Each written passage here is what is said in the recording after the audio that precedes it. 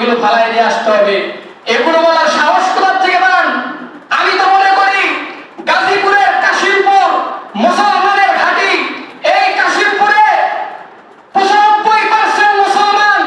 এই মুসলমানের এলাকায় কোন হিন্দুত্ববাদী সাম্প্রদায়িক সম্প্রীতি যদি বিনষ্ট করতে চান, এই কাশিমপুরের মাটিতে আপনার রিজিকের ব্যবস্থা হবে না। কথা বলেন ঠিক কিনা?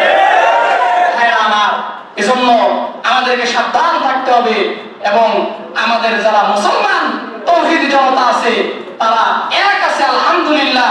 এটা শুনেও বড় খুশি হয়েছি যে আমার মুসলিম ভাইয়েরা তারা ঐক্য ছিল, ঐক্য থাকার কারণে তার বিচার হয়েছে, আলহামদুলিল্লাহ।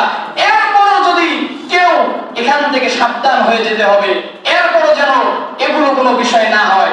আর এরপর যদি কোনো নাস্তিক, কোনো বেধর্মী, কোনো বেঈমান, কোনো মুনাফিক এরকম ধরনের নেককারজনক কাজ করে, তাদেরকে একদম কি করতে হবে? যারা আল্লাহর রাসূলের আদর্শ নিয়ে কথা বলে, যারা আল্লাহর রাসূলের সুন্নাত, আল্লাহর রাসূলকে নিয়ে যারা কুরুচিপূর্ণ মন্তব্য করে, কটূক্তি করে, তাদের একটার বিচার ফতোয়ার কিতাবের মধ্যে আছে।